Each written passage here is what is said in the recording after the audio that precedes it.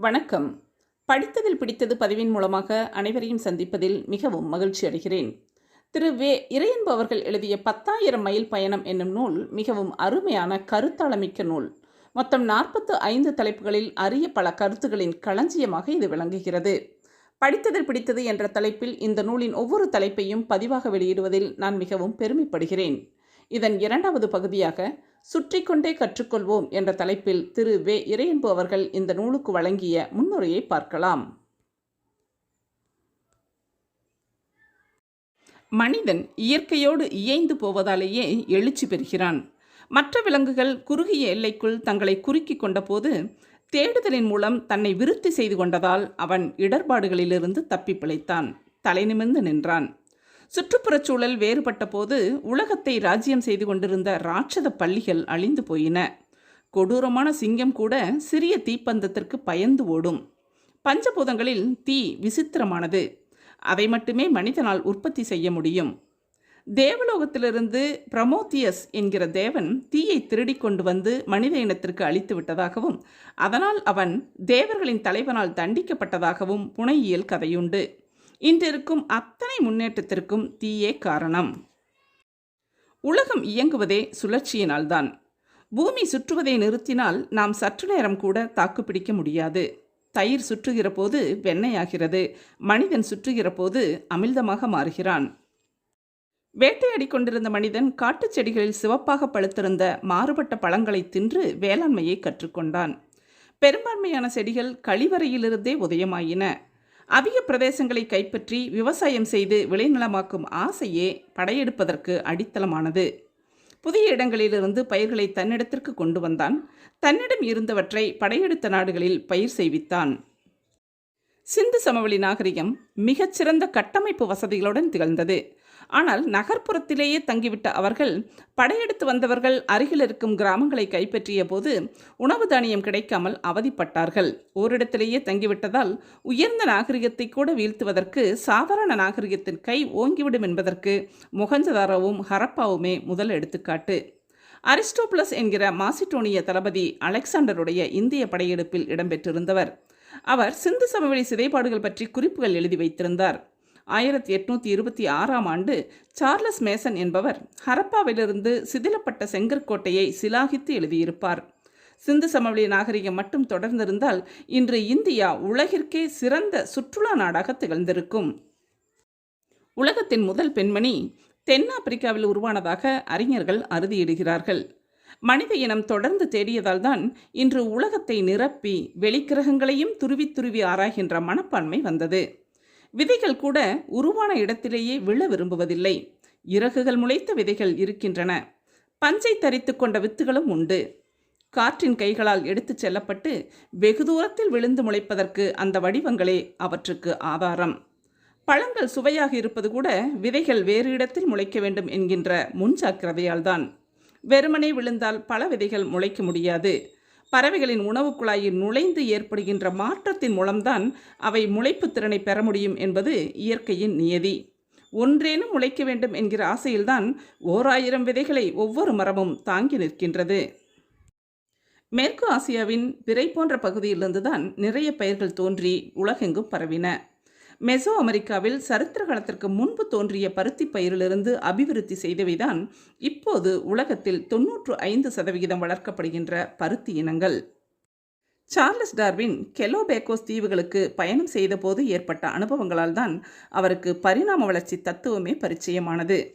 விலங்குகள் கூட ஒரே இடத்தில் உற்பத்தியாகவில்லை. ஆட்டின் அளவே இருந்த குதிரை மத்திய கிழக்கு பகுதியிலும் ஐரோப்பாவிலும் வளர்ப்பு மிருகமான பிறகு அடைந்த பெரிய உருவம் நாடோடி வீரர்கள் சவாரி செய்து வந்தபோது பலரையும் பயமுறுத்தியது. பல ஆண்டுகள் குதிரைகளை இனப்பெருக்கம் செய்ய வைக்கும் யுக்தி தமிழ்நாட்டிற்கு தெரியாமலே இருந்ததாகவும் தமிழ் மன்னர்கள் அரேபியாவிலிருந்தே அவற்றை இறக்குமதி செய்ததாகவும் வரலாற்று குறிப்புகள் உண்டு.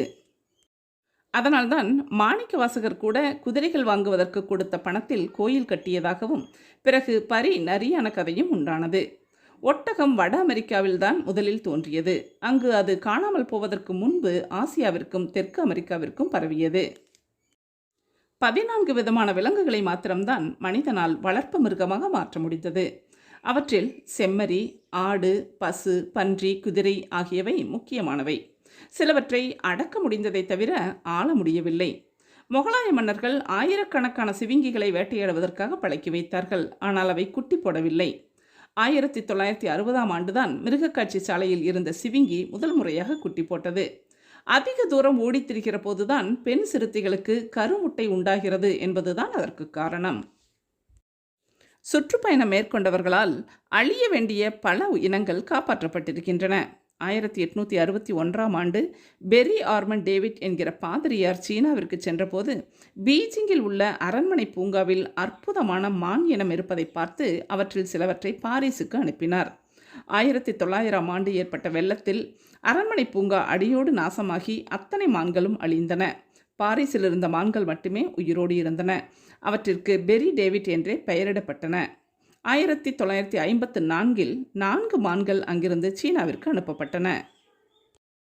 பறவைகள் தங்கள் இனம் அழிந்து விடாமல் பாதுகாத்து கொண்டதற்கு அவற்றின் இடம்பெயர்தல் தான் முக்கிய காரணம். குளிர் பிரதேசங்களில் வாழும் பறவைகள் ஆயிரக்கணக்கான கிலோமீட்டர்கள் பயணம் செய்து முட்டையிட்டு குஞ்சு பொரித்து பிறகு அவற்றோடு சொந்த நாட்டிற்கு திரும்புகின்றன. பறவைகளை பார்த்து மனிதனுக்கும் பறக்க வேண்டுமென்ற ஆசை. இறக்கைகளை கட்டிக்கொண்டு உயரமான கோபுரத்திலிருந்து பறக்க முயன்று கீழே விழுந்து பல் உடைத்தவர்கள் பலர். கிரேக்க புராணத்தில் மெழுகிலான இறக்கைகளை கட்டிக்கொண்டு இக்காரஸ் என்பவன் சிறையிலிருந்து தப்பித்ததாகவும் உயரமாக பறந்து சூரியனுக்கு அருகில் சென்றதால் மெழுகு இறகுகள் உருகி இறந்ததாகவும் கதைகள் உண்டு.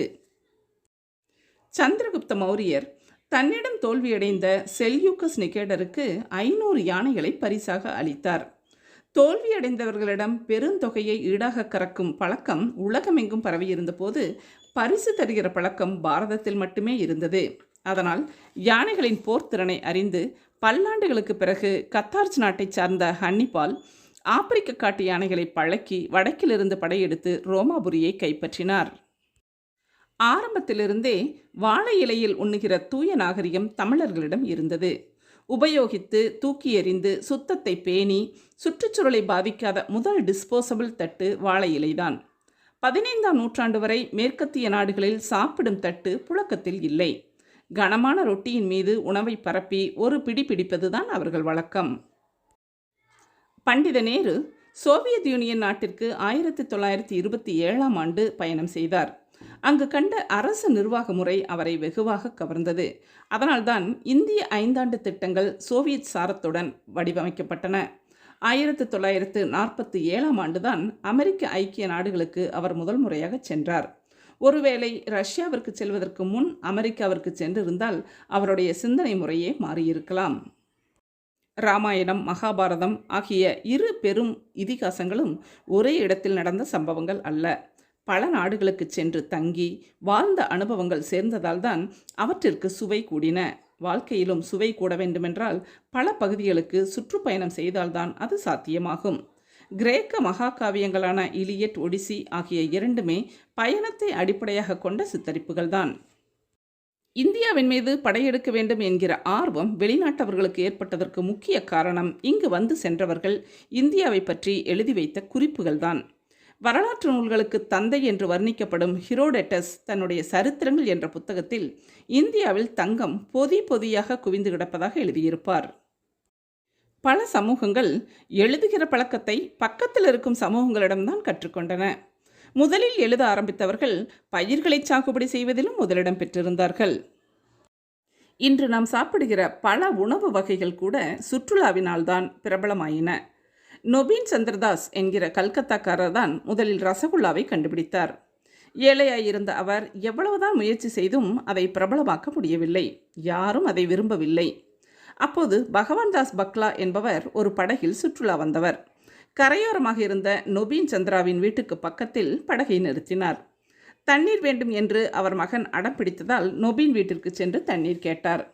வங்காளத்தில் தண்ணீரை மட்டும் தருவது வழக்கமில்லை. ஏதேனும் இனிப்பை கொடுத்துவிட்டுத்தான் தண்ணீரை தருவார்கள்.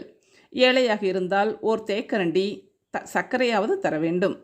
தன்னிடம் விற்பனையாகாமல் இருந்த ரசகுல்லாவை பையனுக்கு தந்தார் நொபீன். அவனுக்கோ ரசகுல்லா மிகவும் பிடித்து போக தந்தையிடம் சொல்லி ஒரு பானையையே வாங்கி வரச் செய்தான். பகவான்தாஸுக்கும் அது மிகவும் பிடித்தது. அதற்கு பிறகு கூடை கூடையாக வாங்கி தன் உறவினர்களுக்கெல்லாம் தந்து ரசகுல்லாவை வங்காளம் முழுவதற்கும் பிரசித்தியாக்கிவிட்டார் பகவான்தாஸ். அவர் மட்டும் சுற்றுலா செல்லாமல் இருந்திருந்தால் ரசகுல்லா போட்டிருக்கும் வெறும் குல்லா. இந்தியாவிற்கு வந்த முகலாயர்கள் தான் திராட்சை, ரோஜா, குலோப் ஜாமுன், பாசந்தி, பாதுஷா போன்ற இனிப்பு வகைகளை அறிமுகப்படுத்தினார்கள்.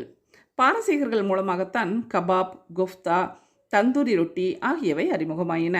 ஆரம்பத்தில் தேநீரை எப்படி பருகுவது என தெரியாமல் டிகாஷனை வடித்துவிட்டு தேயிலைகளை இங்கிலாந்தில் பரிமாறிய வினோதமும் உண்டு. காஞ்சிபுரம், பட்டடக்கல், எல்லோரா ஆகியவை ஒவ்வொன்றும் 500 மைல்களுக்கு அப்பால் இருக்கின்றன. ஆனால் அங்கிருக்கும் கோயில்களோ ஒரே மாதிரி அமைந்திருக்கின்றன. கைலாசநாதர் கோயில் ராஜசிம்மனால் தொடங்கப்பட்டு 3ஆம் மகேந்திரவர்மனால் முடிக்கப்பட்டது. 8ஆம் நூற்றாண்டைச் சேர்ந்த இந்த கோயிலை கண்ட சாளுக்கிய நாட்டின் 2ஆம் விக்ரமாதித்தன் அதை போலவே தோற்றமளிக்கும் விருப்பாட்சி கோயிலை பட்டடக்கல்லில் கட்டடக்கலையாக்கினான். ராஷ்டிரகூட மன்னர்கள் அந்த கோயிலை கண்டு எல்லோராவில் அதை போலவே ஒரு கோயிலை வடிவமைத்தார்கள். விளையாட்டுகளும் சுற்றுலாவினாலும் பயணத்தினாலுமே நாடு விட்டு நாடு பரவின. இந்தியாவில்தான் சதுரங்கம் ஆரம்பமானது. படையின் 4 அங்கங்களான காலாட்படை, குதிரைப்படை, யானைப்படை, தேர்ப்படை ஆகியவையே 4 சதுரங்களாயின. பட்டு விற்க வந்தவர்கள் மூலமாகத்தான் அது பல நாடுகளுக்கு பயணித்தது. யுவான் சுவாங்கும் பாகியானும் நாலந்தாவில் மாணவர்களிடம் பிரபலமாகியிருந்த பல விளையாட்டுகளை பற்றி எழுதியிருந்தார்கள். ஸ்காட்லாந்தில் பிரபலமாகியிருந்த பூனையும் நாயும் என்ற விளையாட்டே கிரிக்கெட்டாக பரிணாம வளர்ச்சி பெற்றது. 2500 ஆண்டுகளுக்கு முன்பு சீனத்தில் இருந்த குஜு என்கிற விளையாட்டே கால்பந்தானது. பாரசீகர்கள்தான் போலோ என்ற விளையாட்டை முதலில் விளையாடியவர்கள். சுற்றுலா என்பது கற்றுக்கொள்ள உதவும் அனுபவ பாடம். மனித நாகரிகம் இன்று அடைந்திருக்கும் உன்னத நிலைக்கு சுற்றுலாவே காரணம். பயணங்களால் மனித நாகரிகம் எப்படி மேம்பட்டது என்பதை குறித்த பறவை பார்வைதான் இந்த நூல். இதை தொடராக வெளியிட்டு என்னை கௌரவித்த புதிய தலைமுறை வார இதழுக்கு என்னுடைய பணிவான வணக்கங்களையும், அதன் ஆசிரியர் நண்பர் திரு மாலன் அவர்களுக்கு என்னுடைய மனமார்ந்த நன்றிகளையும் பதிவு செய்ய விரும்புகிறேன். இதை நூலாக வெளியிட முன்வந்த புதிய தலைமுறை பதிப்பகத்திற்கு நான் நன்றி கடன் பட்டவனாகிறேன்.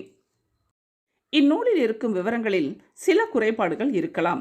ஆனால் விவரங்களை தாண்டி விளைவுகள் முக்கியமானவையாக இருப்பதால் அவற்றை பதிவு செய்வது நாம் பயணம் மேற்கொள்ள ஊக்கியாக இருக்கும் என்பதால் இந்த நூலில் தொகுக்கப்பட்டுள்ளன. எந்த வரலாறும் 100க்கு 100 உண்மை என்று யாரும் அறுதியிட்டு கூற முடியாது. தங்கள் பயணத்தை பலர் எழுதியிருக்கிறார்கள். பொருட்களின் பயணத்தை, நாகரிகத்தின் பரிமாற்றத்தை பதிவு செய்த முதல் உலக நூல் அநேகமாக இதுவாகத்தான் இருக்க வேண்டும் என்று கருதுகிறேன். முன்னே சுருக்கமாக குறித்துள்ள செய்திகளை இன்னும் விரிவாக முடிந்த அளவு சுவையோடு சொல்ல முயற்சி செய்திருக்கிறேன். உங்கள் கைகளில் மனித வரலாறே தவழ்கிறது என்பதை மாத்திரம் நினைவு கூற விரும்புகிறேன். அன்புடன் வே. இறையன்பு.